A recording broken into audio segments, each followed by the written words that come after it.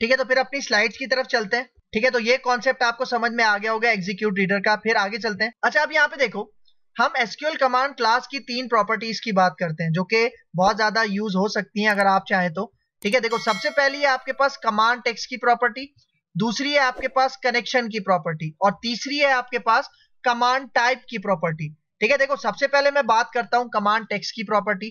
तो यहाँ पे आते हैं। ठीक है भाई, यहाँ पे देखो, यहाँ पे अभी ये जो मैंने कंस्ट्रक्टर यूज किया है, ये कौन सा कंस्ट्रक्टर है जिसके अंदर हमसे क्यूरी मांग रहा है पहले पैरामीटर में, और दूसरे पैरामीटर में हमसे कनेक्शन का ऑब्जेक्ट मांग रहा है। ठीक है, अगर मैं यहाँ पे अपना पहला कंस्ट्रक्टर यूज करता हूं, तो पहले कंस्ट्रक्टर में मैंने आपको बताया था इसके अंदर कोई भी आपके पास पैरामीटर नहीं होता। ठीक है, तो अगर आप इस तरह से अपने एसक्यूएल कमांड का ऑब्जेक्ट बनाते हो, तो तब आप इसको क्यूरी और कनेक्शन कैसे प्रोवाइड करोगे? तो यहाँ पे देखो, ये जो मेरा ऑब्जेक्ट है इसका क्या नाम है? CMD। तो आप यहाँ पे लिखो CMD डॉट, और यहाँ पे आप यूज करो कमांड टेक्स्ट। ठीक है, और कमांड टेक्स्ट के अंदर आप ये वाला वेरिएबल पास कर दो जिसका क्या नाम है? क्यूरी। ठीक है, तो मतलब यहाँ पे भी मैंने वही काम कर लिया जो कि मैं एसक्यूएल कमांड के कंस्ट्रक्टर के पहले पैरामीटर में अपनी क्यूरी पास कर रहा था, वही काम मैंने यहाँ पे इस तरह से कर लिया। कौन सी प्रॉपर्टी को यूज करके? कमांड टेक्स्ट की प्रॉपर्टी को यूज करके। ठीक है, फिर सेम इसी तरह अब अगर मुझे इसको कनेक्शन प्रोवाइड करना है, तो कनेक्शन प्रोवाइड करने के लिए यहाँ पे देखो, मैं CMD के साथ एक कनेक्शन की प्रॉपर्टी यूज करूंगा, और मेरे कनेक्शन ऑब्जेक्ट का क्या नाम है? कौन, वो मैं इस प्रॉपर्टी को प्रोवाइड कर दूंगा। ठीक है, सही है। तो मतलब यहाँ पे आप इस तरह से भी काम कर सकते हो, मतलब इस तरह से अपनी क्यूरी दे दो कमांड टेक्स्ट को, और कनेक्शन का ऑब्जेक्ट दे दो कनेक्शन की प्रॉपर्टी को।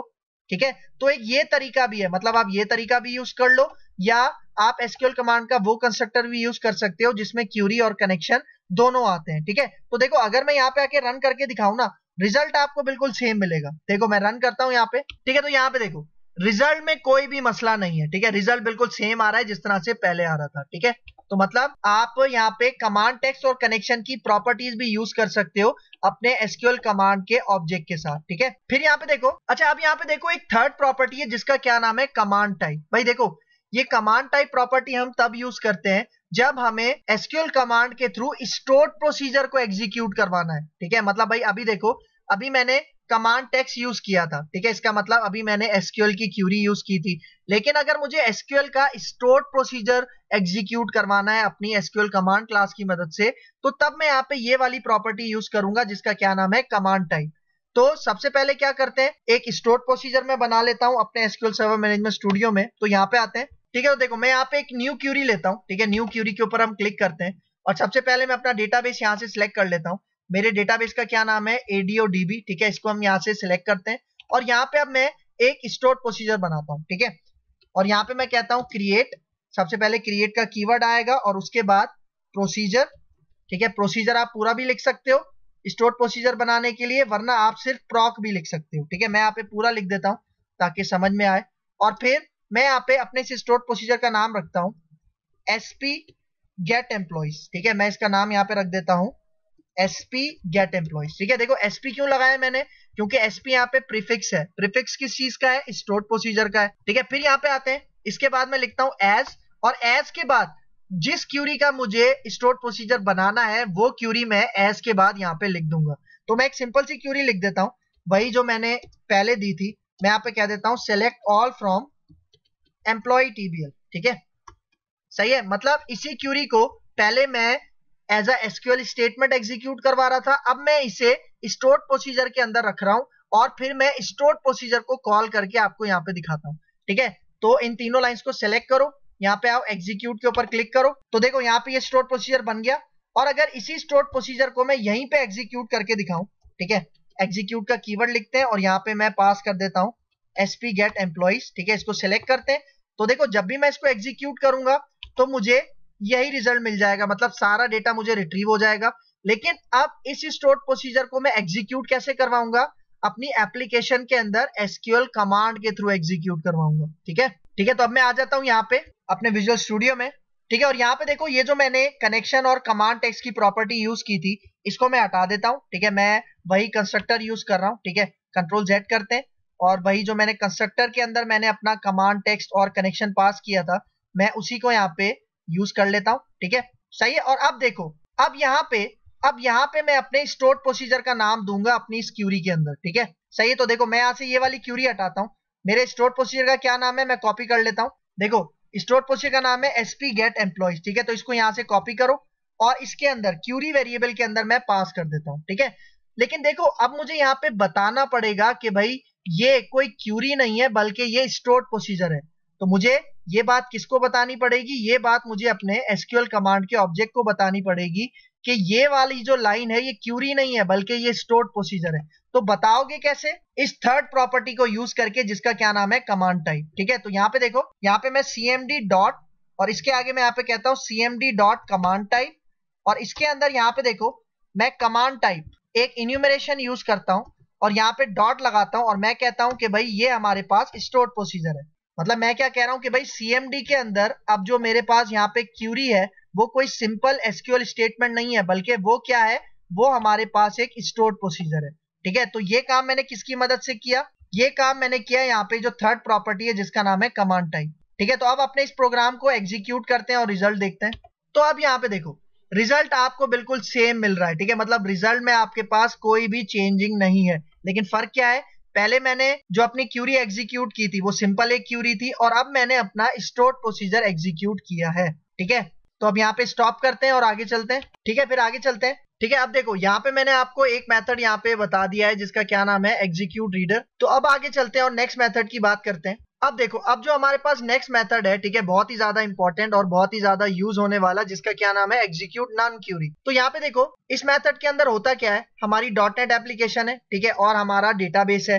तो हमें अपनी डॉटनेट एप्लीकेशन का डेटा अपने डेटाबेस में इंसर्ट भी करना पड़ता है, अपडेट भी करना पड़ता है और डिलीट भी करना पड़ता है, ठीक है। मतलब देखो यहाँ पे ये तीन ऑपरेशंस हैं जो कि मैं परफॉर्म कर सकता हूं इस मेथड की मदद से जिसका क्या नाम है एग्जीक्यूट नॉन क्यूरी। मतलब अगर कभी भी आपको अपनी डॉटनेट एप्लीकेशन से अपने डेटाबेस के अंदर डेटा इंसर्ट करना है, अपडेट करना है या डिलीट करना है, मतलब ये जो तीन काम है अगर आपको ये परफॉर्म करने हैं तो इन तीनों के लिए आप एक मेथड यूज करोगे जिसका क्या नाम है एग्जीक्यूट नॉन क्यूरी, ठीक है। तो अब इसका प्रैक्टिकल करते हैं, मैं यहाँ पे आ जाता हूँ, ठीक है। तो देखो ये जो यूजिंग ब्लॉक के अंदर मैंने जितना भी यहाँ पे कोड लिखा था, ठीक है, इसको मैं यहाँ से कमेंट आउट कर देता हूँ, कंट्रोल के कंट्रोल सी करते हैं, ठीक है। तो अब मुझे यहाँ पे क्यूरी लिखनी है, ठीक है, तो ये क्यूरी वाला वेरिएबल और ये जो है एसक्यूएल कमांड का ऑब्जेक्ट, इसको मैं यहाँ से कॉपी कर लेता हूँ और यहाँ पे आके हम इसको अनकमेंट कर देते हैं, कंट्रोल के कंट्रोल यू।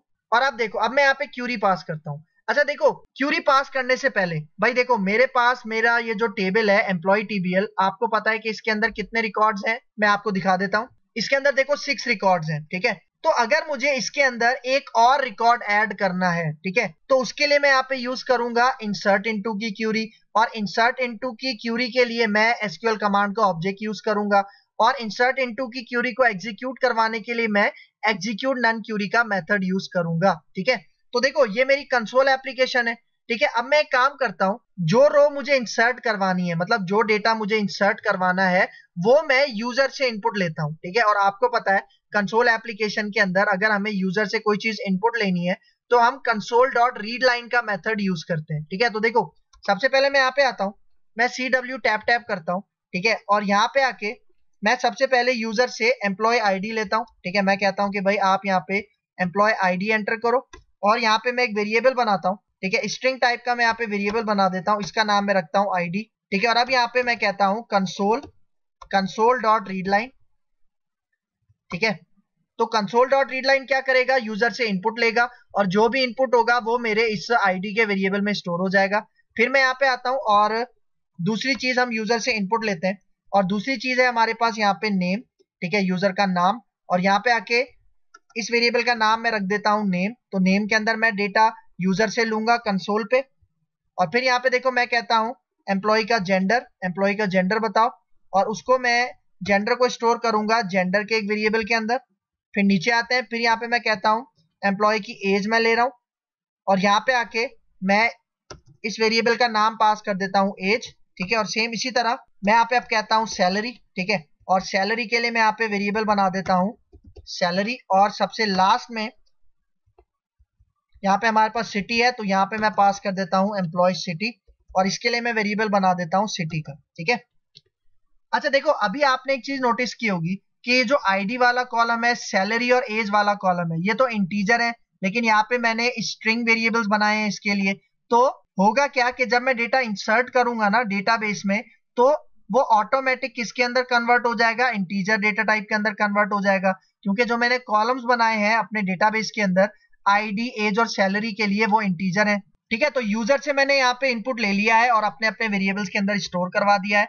अब इन्हीं वेरिएबल्स को मैं अपने एम्प्लॉय टीबीएल के अंदर इंसर्ट करना चाह रहा हूँ। तो यहाँ पे देखो, ये मैं क्यूरी के अंदर अब अपनी क्यूरी पास करता हूँ। तो सबसे पहले मैं यहाँ पे लिखता हूँ इंसर्ट इनटू, ठीक है, और फिर मेरे टेबल का क्या नाम है, एम्प्लॉय अंडरस्कोर टीबीएल। ठीक है, एम्प्लॉय टीबीएल जो मेरे टेबल का नाम है, उसके बाद वैल्यूज का कीवर्ड आता है और उसके बाद यहाँ पे ब्रैकेट आता है। ठीक है, अब देखो ब्रैकेट के अंदर मैं डायरेक्ट ये वेरिएबल्स पास नहीं करूंगा, ठीक है, बल्कि मैं यहाँ पे पैरामीटर्स डिफाइन करूंगा। ठीक है, तो ये पैरामीटर्स कौन कौन से हैं यहाँ पे देखो। सबसे पहले मैं यहाँ पे एक पैरामीटर बनाता हूँ आईडी, फिर दूसरा पैरामीटर मैं बनाता हूँ यहाँ पे नेम, और फिर तीसरा पैरामीटर मैं बनाता हूँ यहाँ पे जेंडर, चौथा पैरामीटर हम बनाते हैं एज, और फिर इसके बाद हम पैरामीटर बनाते हैं सैलरी। ठीक है, और इसके बाद लास्ट पैरामीटर है हमारे पास सिटी। ठीक है, तो देखो ये 6 पैरामीटर्स हमारे पास यहाँ पे आ चुके हैं। तो अब मुझे क्या करना है, इन 6 पैरामीटर्स के अंदर जो मैं डेटा लूंगा वो कहां से लूंगा, वो इन 6 पैरामीटर्स में से लूंगा। ठीक है, बल्कि देखो यहाँ पे मैंने एक मिस्टेक कर दी है। वो मिस्टेक क्या है भाई, देखो मुझे आईडी के लिए यहाँ पे वेरिएबल नहीं बनाना। ठीक है, मतलब मैं यूजर से आईडी नहीं लूंगा। ठीक है, आईडी क्यों नहीं लूंगा, उसकी वजह यहाँ पे देखो, क्योंकि ये जो आईडी वाला कॉलम है ना, ठीक है, ये ऑटो इंक्रीमेंट है। ऑटो इंक्रीमेंट मतलब इस कॉलम के ऊपर आइडेंटिटी लगा हुआ है। इसका मतलब इसके अंदर वैल्यू 1 बाय 1 ऑटोमेटिकली इंक्रीमेंट होके वैल्यू इसमें सेट हो जाएगी। मतलब इसको मुझे वैल्यू प्रोवाइड करने की जरूरत नहीं है। तो मैं क्या करता हूं, ये जो मैंने आईडी के लिए कंसोल डॉट राइट लाइन और वेरिएबल बनाया है, इसको मैं यहां से हटा देता हूं, और ये जो मैंने अपने वैल्यूज के अंदर आईडी वाला पैरामीटर बनाया है, इसको भी मैं हटा देता हूं। ठीक है, मतलब मुझे सिर्फ यहाँ पे 5 चीजें प्रोवाइड करनी है, मतलब 5 चीजें यूजर से इनपुट लेनी है, क्योंकि आईडी ऑटो इंक्रीमेंट है, वो ऑटोमेटिकली फिल हो जाएगी। सही है, तो देखो अब इन पैरामीटर्स, ये जो मैंने 5 पैरामीटर्स बनाए हैं, इनको वैल्यू कहां से मिलेगी, इन 5 वेरिएबल से मिलेगी। तो इसके लिए देखो मैं क्या करूंगा, देखो मैं यहाँ पे आता हूं, मैं कहता हूं cmd, और इसके साथ मैं एक प्रॉपर्टी यूज करूंगा जिसका नाम है पैरामीटर्स, और इसके साथ में एक मेथड यूज करूंगा जिसका नाम है ऐड विद वैल्यू। तो देखो ऐड विद वैल्यू हमारे पास 2 चीजें लेती है। सबसे पहले पैरामीटर का नाम, ठीक है, क्या नाम है पैरामीटर का, @name, और ये पैरामीटर कहां पर है, मेरी इंसर्ट की क्यूरी के अंदर है। तो इसके अंदर डेटा कहां से आएगा, ये जो मैंने नेम वाला वेरिएबल बनाया है टॉप पे, इसके अंदर जो भी डेटा है वो कहां पे स्टोर हो जाएगा, नेम वाले पैरामीटर में। और नेम वाला पैरामीटर कहां पे मौजूद है, हमारी इंसर्ट की क्यूरी में, मतलब वो इंसर्ट हो जाएगा जो भी मैं नेम दूंगा। ठीक है, फिर सेम इसी तरह मुझे इसी लाइन को कॉपी करना है, नीचे पेस्ट करते हैं। ठीक है, और नेक्स्ट नेम के बाद क्या है, नेम के बाद हमारे पास जेंडर है। ठीक है, तो जेंडर, और इसके बाद इसके अंदर डेटा कौन से वेरिएबल से आएगा, जेंडर वाले वेरिएबल से। ठीक है, फिर जेंडर के बाद हमारे पास एज है, और एज के लिए मैंने यहाँ पे वेरिएबल टॉप पे लिया था यूजर से एज। ठीक है, फिर इसके बाद सैलरी के लिए मैंने यहाँ पे पैरामीटर बनाया था, और वेरिएबल का क्या नाम था, सैलरी पास कर देते हैं। ठीक है, और इसके बाद लास्ट हमारे पास है, ठीक है, पैरामीटर कौन सा था इंसर्ट की क्यूरी में, सिटी वाला, और इसका डेटा कहां से आएगा, सिटी के पैरामीटर में से आएगा। ठीक है, तो मतलब हमारी क्यूरी के अंदर, इंसर्ट की क्यूरी के अंदर जितने भी पैरामीटर्स थे, उनको वैल्यू कहां से मिल जाएंगी, इन वेरिएबल से मिल जाएंगी, जो कि मैंने कौन से प्रॉपर्टी की मदद से दिया है, देखो पैरामीटर्स, और उसके साथ मैंने यूज किया है ऐड विद वैल्यू का मेथड। ठीक है, तो ये भी बहुत ज्यादा यूज होते हैं। सही, तो अब मुझे क्या करना है, अब मुझे अपनी इस कमांड को एग्जीक्यूट करना है, मतलब अपनी इस क्यूरी को एग्जीक्यूट करना है। तो एग्जीक्यूट करने के लिए सबसे पहले मुझे अपना कनेक्शन यहाँ पे ओपन करना है। ठीक है, और अब मैंने क्या बताया, इंसर्ट की क्यूरी हो, अपडेट की हो या डिलीट की हो, आप मेथड कौन सा यूज करोगे, एग्जीक्यूट नन क्यूरी। तो यहाँ पे देखो मैं यहाँ पे लिखता हूँ एग्जीक्यूट नन क्यूरी, क्योंकि इंसर्ट की क्यूरी एग्जीक्यूट कर रहा हूँ। ठीक है, तो अब यहाँ पे आप एक चीज नोटिस करो, ये जो एग्जीक्यूट नन क्यूरी का मेथड है, इसकी रिटर्न टाइप क्या है, इंटीजर। इसका मतलब ये एक इंटीजर वैल्यू रिटर्न करता है। इसका मतलब भाई देखो cmd का ये जो मेथड है एग्जीक्यूट नन क्यूरी, जब ये हमारी इंसर्ट की क्यूरी को एग्जीक्यूट करेगा तो ये हमें एक रो रिटर्न करेगा। एक रो कब रिटर्न करेगा, जब हमारी रो हमारे टेबल के अंदर इंसर्ट हो जाएगी सक्सेसफुली, तो ये 1 रिटर्न करेगा, अदरवाइज ये 0 रिटर्न करेगा। मतलब अगर एक रो इंसर्ट हो जाएगी तो 1 रिटर्न करेगा, अगर रो इंसर्शन में कोई प्रॉब्लम आ गई, एरर आ गई, तो ये 0 रिटर्न करेगा। मतलब अगर हमारे पास डेटा इंसर्ट नहीं हुआ तो हमारे पास ये 0 रोज अफेक्टेड, जिस तरह एसक्यूएल सर्वर मैनेजमेंट स्टूडियो में मैसेज आता है ना कि जब आपका डेटा इंसर्ट हो जाता है तो 1 रो अफेक्टेड का मैसेज आता है, और अगर डेटा इंसर्ट नहीं होता तो 0 रोज अफेक्टेड होती हैं। सेम उसी तरह का काम यहाँ पे ये वाला मेथड करेगा। तो देखो मैं यहाँ पे एक वेरिएबल बना लेता हूँ, ठीक है। मैं यहाँ पे क्या देता हूँ, इंट वेरिएबल बनाता हूँ और इस वेरिएबल का नाम मैं यहाँ पे रख देता हूँ a, ठीक है। इसका मतलब अगर ये क्यूरी सक्सेसफुली एग्जीक्यूट हो गई, डेटा इंसर्ट हो गया, तो a में क्या जाएगा 1, अदरवाइज क्या जाएगा 0, ठीक है। तो अब इस a वेरिएबल पे मैं एक कंडीशन लगाता हूँ, ठीक है। कंडीशन क्या लगाता हूँ यहाँ पे देखना, देखो मैं कंडीशन लगाता हूँ कि भाई a अगर बड़ा है 0 से, ठीक है, a अगर बड़ा है 0 से, इसका मतलब a के अंदर 0 से बड़ी वैल्यू है। तो अगर ये कंडीशन ट्रू है तो इफ का पार्ट चलेगा, और यहाँ पे मैं मैसेज डिस्प्ले करवा देता हूँ, data has been inserted successfully, ठीक है। ये मैसेज मैंने यहाँ पे पास कर दिया। लेकिन अगर क्यूरी इंसर्शन में कोई एरर आ जाता है तो कौन सा पार्ट चलेगा, एल्स का पार्ट चलेगा, और एल्स के पार्ट में मैं यहाँ पे मैसेज पास कर देता हूँ। फॉर एग्जाम्पल मैं कह देता हूँ डेटा इंसर्शन फेल्ड, ठीक है, ये वाला मैसेज पास हो जाए, ठीक है। तो इसका मतलब अब अगर मैं अपना प्रोग्राम रन करूंगा तो सबसे पहले यूजर से इनपुट लेगा और उन वेरिएबल्स को मैं अपने टेबल के अंदर इंसर्ट कर दूंगा, पास कर दूंगा। तो देखो यहाँ पे आके इसको रन करते हैं और इसका रिजल्ट देखते हैं, ठीक है। तो यहाँ पे देखो सबसे पहले हमसे क्या मांग रहा है, एम्प्लॉय नेम, ठीक है। तो यहाँ पे मैं एम्प्लॉय नेम में फॉर एग्जाम्पल पास कर देता हूँ आदिल, अपना नाम पास कर देता हूँ, ठीक है। जेंडर में यहाँ पे क्या देता हूँ मेल, एज में यहाँ पे क्या देता हूँ 28, ठीक है। सैलरी में यहाँ पे कर देता हूँ फॉर एग्जाम्पल 35,000, ठीक है। सिटी में यहाँ पे सेलेक्ट कर लेता हूँ मेरा अपना शहर हैदराबाद, और यहाँ पे आके अब देखना जैसे मैं एंटर करूंगा तो आप रिजल्ट देखना। देखो जैसे ही मैंने एंटर किया नीचे क्या मैसेज आ रहा है, data has been inserted successfully, ठीक है। इसका मतलब है डेटा मेरा इंसर्ट हो चुका है, ठीक है। तो इसको चेक करते हैं, एप्लीकेशन को क्लोज करते हैं और मैं यहाँ पे आता हूँ अपने डेटाबेस में। अभी देखो अभी मैंने अपना टेबल रिफ्रेश नहीं किया, इसलिए लास्ट रो कौन सी आ रही है, शहर की आ रही है। लेकिन अब अगर मैं यहाँ पे आके देखो अपना ये टेबल एग्जीक्यूट करता हूँ, इसको सेलेक्ट करते हैं, एग्जीक्यूट करते हैं, तो अब यहाँ पे देखो यहाँ पे कौन सा रिकॉर्ड आपके पास आ रहा है, आदिल आ रहा है, ठीक है। और देखो 7 आपके पास आईडी इसलिए नहीं आ रही क्योंकि मैं टेस्टिंग कर रहा था, तो मैंने यहाँ पे 7 का रिकॉर्ड डिलीट किया था, इसलिए यहाँ पे 7 आईडी आपको शो नहीं हो रही, ठीक है। तो देखो बिल्कुल सही तरह हमारे पास डेटा इंसर्ट हो गया, और डेटा इंसर्ट करने के लिए मैंने यहाँ पे कौन सा मेथड का यूज किया है, एग्जीक्यूट नन क्यूरी का यूज किया है, ठीक है। तो अब एक काम करते हैं, अब इसी मेथड की मदद से मैं क्या करता हूं, अपना डेटा अपडेट करता हूं, ठीक है। तो देखो अपडेट करने के लिए मैं यहाँ पे क्या काम करता हूं, देखो अपडेट करने के लिए सबसे पहले मैं आईडी भी लेता हूं, क्योंकि मैं अपडेट करवाऊंगा आईडी के थ्रू, तो मैं यूजर से आईडी भी ले लेता हूं, ठीक है। यूजर से मैं आईडी भी इनपुट करवा लेता हूं, ठीक है। तो यहाँ पे आके मैं आईडी का वेरिएबल बनाता हूं, सही, मतलब अब हमसे ये 6 की 6 चीजें इनपुट लेगा। और अब यहाँ पे देखो ये जो क्यूरी है ना इंसर्ट की, ठीक है, इसको मैं यहाँ पे कमेंट आउट कर देता हूँ क्योंकि मुझे इस क्यूरी की जरूरत नहीं है, ठीक है। यहाँ पे आके हम इसको पेस्ट करते हैं, ठीक है, और इसी क्यूरी को मैं नीचे आके पेस्ट करता हूँ, ठीक है। लेकिन ये क्यूरी अब मैं चेंज करूंगा, ठीक है। क्यूरी में यहाँ पे अपडेट की दूंगा, तो देखो मैं अपडेट की क्यूरी हम किस तरह से देते हैं, अपडेट, उसके बाद टेबल का नाम है एम्प्लॉय अंडरस्कोर टीबीएल, फिर सेट का कीवर्ड आएगा। तो सबसे पहले मैं नेम मैं कहता हूं कि नेम का डेटा कहां से आएगा, नेम वाले पैरामीटर से आएगा। और फिर जेंडर कॉलम का डेटा कौन से पैरामीटर से आएगा, जेंडर के पैरामीटर से आएगा। और फिर उसके बाद एज कहां से आएगा, एज के पैरामीटर से आएगा। फिर उसके बाद सैलरी वाले कॉलम में डेटा कहां से आएगा, सैलरी वाले पैरामीटर से आएगा। और लास्ट सिटी वाले कॉलम में से मतलब डेटा कहां से आएगा, सिटी में से आएगा। और अब यहाँ पे मैं वेयर क्लॉज लगाऊंगा, where ID is equal to, और आईडी कहां से मिलेगी, @id।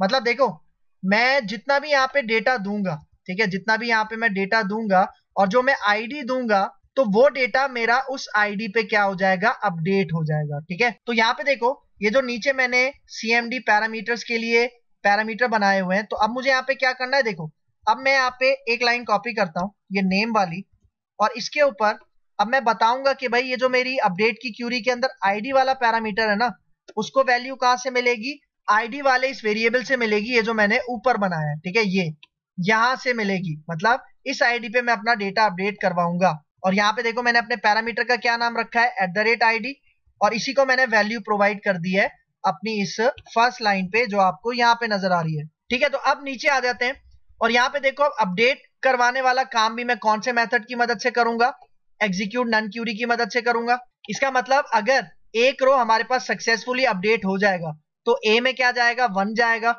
लेकिन अगर कोई प्रॉब्लम हो जाती है और डेटा अपडेट नहीं होता तो ए में 0 जाएगा। तो आप देखो अब यहाँ पे मैं मैसेज क्या पास करूंगा, data has been updated successfully, और यहाँ पे एल्स में मैं कह देता हूं डेटा अपडेशन फेल्ड। सही, तो देखो इंसर्ट के लिए भी मैंने एग्जीक्यूट नन क्यूरी यूज किया था, अब अपडेट के लिए भी एग्जीक्यूट नन क्यूरी यूज कर रहा हूं। तो अब यहाँ पे आके रन करते हैं और इसको चेक करते हैं। अच्छा, रन करने से पहले मैं आपको दिखा देता हूं कि मैं कौन सा डेटा अपडेट करूंगा। ठीक है, यहाँ पे देखो, यहाँ पे मेरे पास एक रिकॉर्ड है अदील। ठीक है, अदील की आईडी क्या है, अदील की आईडी है 4। ठीक है, तो अदील का डेटा मैं यहाँ से क्या करूंगा, अपडेट करूंगा। ठीक है, तो देखो यहाँ पे आते हैं, मैं रन करता हूं तो देखो मैं कौन सी आईडी को अपडेट करना चाह रहा हूँ, 4। ठीक है, 4 पे पहले कौन था, अदील। एंटर करता हूं।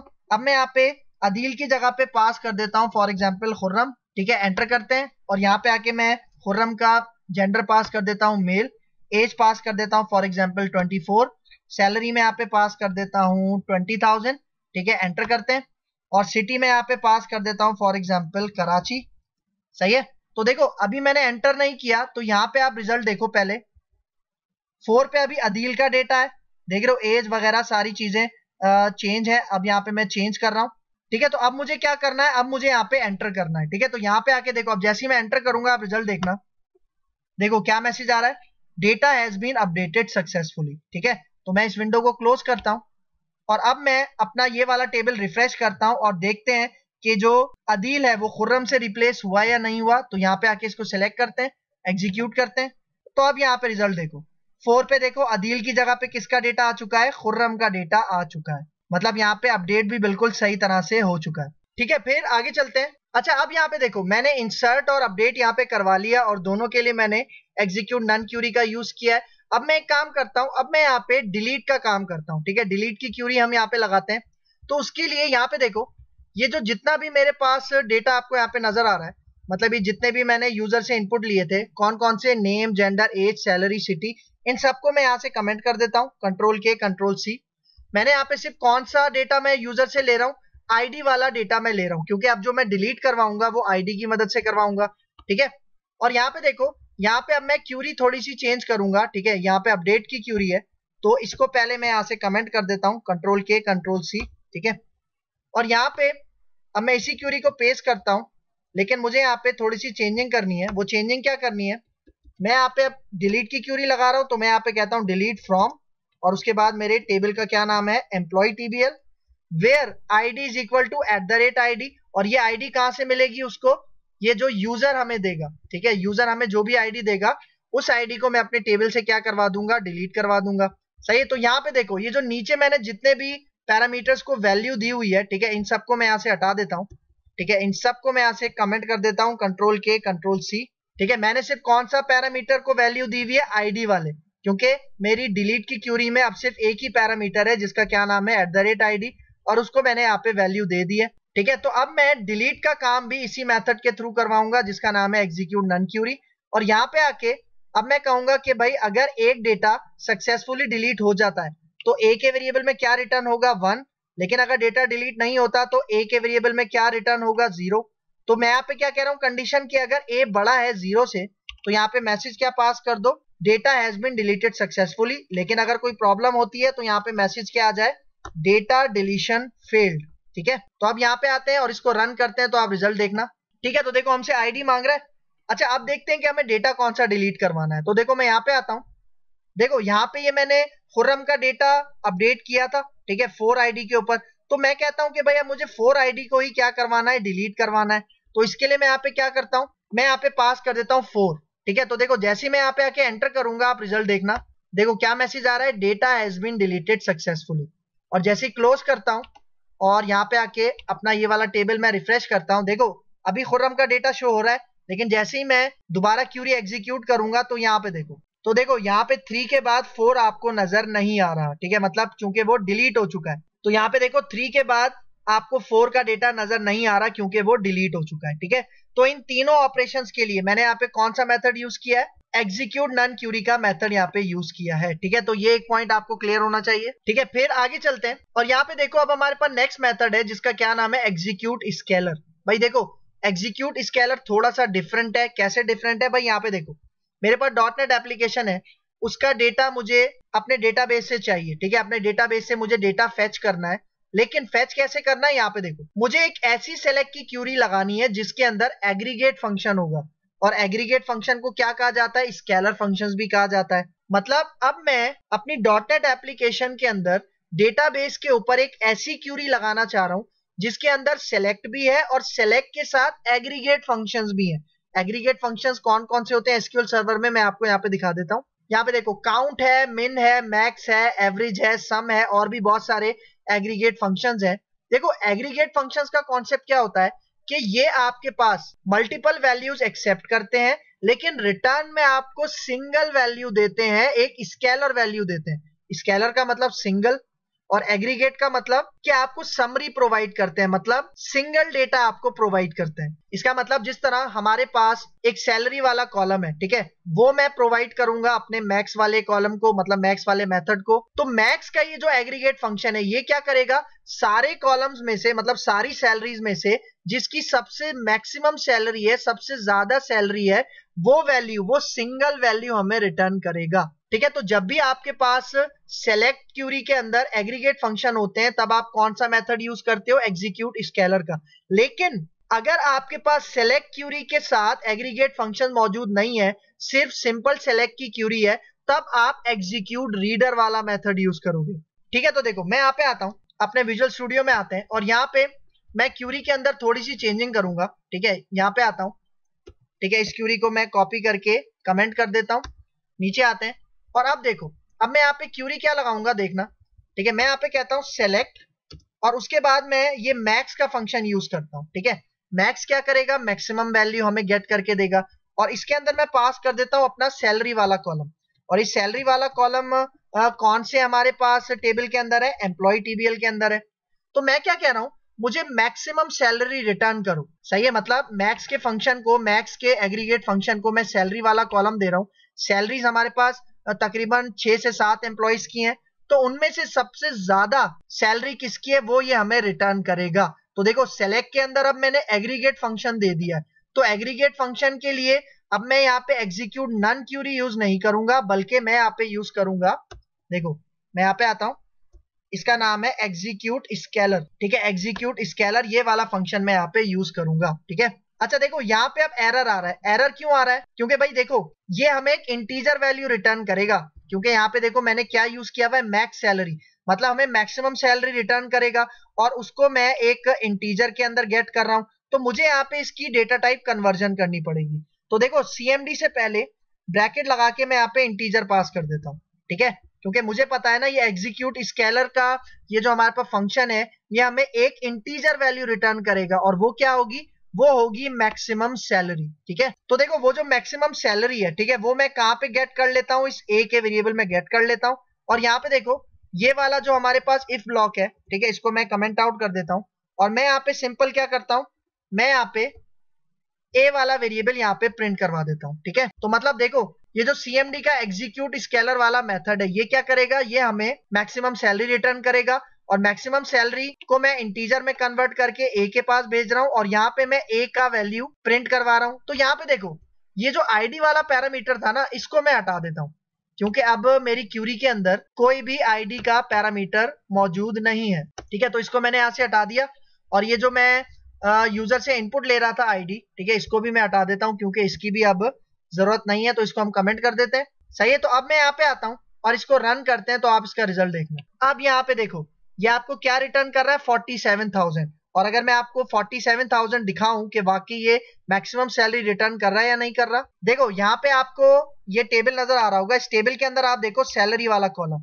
और यहाँ पे देखो सबसे मैक्सिमम सैलरी क्या है, 47,000, और यही मैक्सिमम सैलरी आपको यहाँ पे रिटर्न करके दे रहा है। ठीक है, तो यहाँ पे आके इसको क्लोज करते हैं, और यहाँ पे देखो जिस तरह मैंने बताया हमारे पास बहुत सारे एग्रीगेट फंक्शंस हैं। देखो मिन भी है, मैक्स भी है, काउंट भी है। तो अगर मैं यहाँ पे मिन लगाऊं, ठीक है, पहले मैक्स था, अब मैं यहाँ पे मिन लगाता हूँ, मतलब मिनिमम सैलरी यहाँ से फाइंड करते हैं, इसको रन करते हैं। तो देखो मिनिमम सैलरी क्या दिखा रहा है 15,000, तो यहाँ पे देखो मिनिमम सैलरी इस कॉलम के अंदर क्या है 15,000। ठीक है, देखो सही बिल्कुल दिखा रहा है आपको, बिल्कुल सही रिजल्ट दे रहा है। यहाँ पे आके इसको स्टॉप करते हैं और फिर यहाँ पे देखो एक एग्रीगेट फंक्शन है काउंट। ठीक है, तो अगर मैं यहाँ पे काउंट लगाता हूँ, ठीक है देखो मैं यहाँ पे काउंट लगाता हूं, तो देखो काउंट पता है क्या करता है, काउंट आपके पास रोज को काउंट करके देगा। ठीक है, इसका मतलब यहाँ पे देखो सैलरी की हमारे पास कितनी रोज है, यहाँ पे देखो ये सैलरी कॉलम है, इसकी कितनी रोज है 1 2 3 4 5 6, मतलब टोटल 6 रोज है।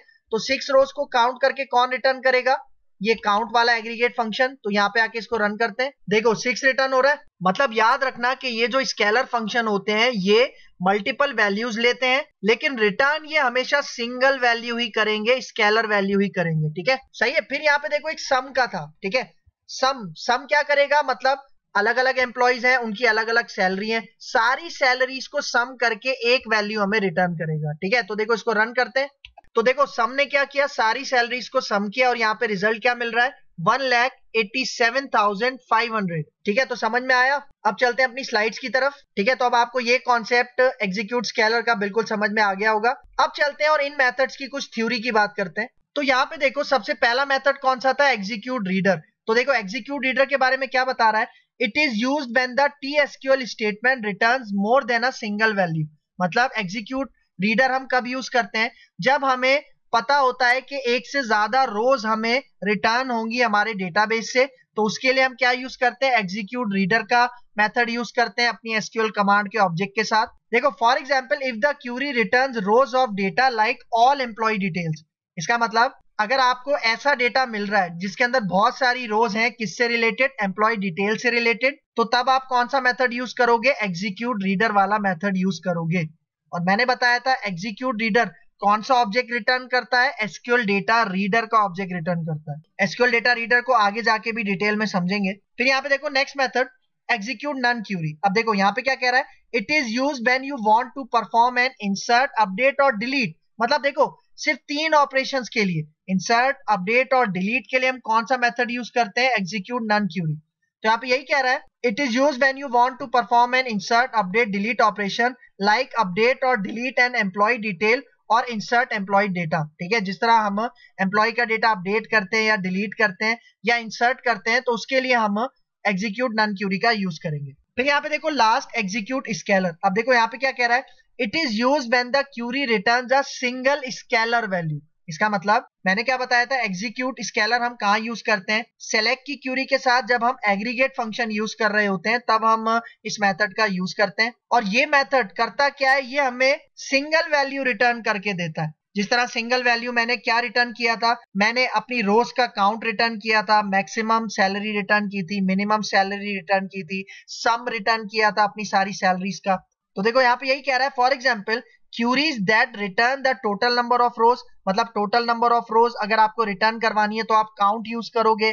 फिर देखो यहाँ पे क्या कह रहा है, और the employee who gets highest salary. ठीक है, मतलब अगर मुझे हाईएस्ट सैलरी रिटर्न करवानी है तो उसके लिए मैंने अभी मैक्स का फंक्शन आपको बताया, एग्रीगेट फंक्शन बताया। इस तरह के बहुत सारे हमारे पास एग्रीगेट फंक्शंस हैं, तो उन सब के लिए हम कौन सा मेथड यूज करेंगे, एग्जीक्यूट स्केलर का मेथड यूज करेंगे। ठीक है, तो ये था हमारा पार्ट 3 ADO.NET की इस लेक्चर सीरीज के अंदर, जो कि था SQL कमांड क्लास के ऊपर। तो अगर आपको मेरी ये वीडियो पसंद आई हो, ये लेक्चर समझ में आया, तो मेरे चैनल को लाइक कीजिए, शेयर कीजिए, सब्सक्राइब कीजिए और मुझे अपनी दुआओं में याद रखिए। तो मिलते हैं इंशाल्लाह नेक्स्ट लेक्चर के अंदर, तब तक के लिए मुझे दीजिए इजाजत। अल्लाह हाफिज।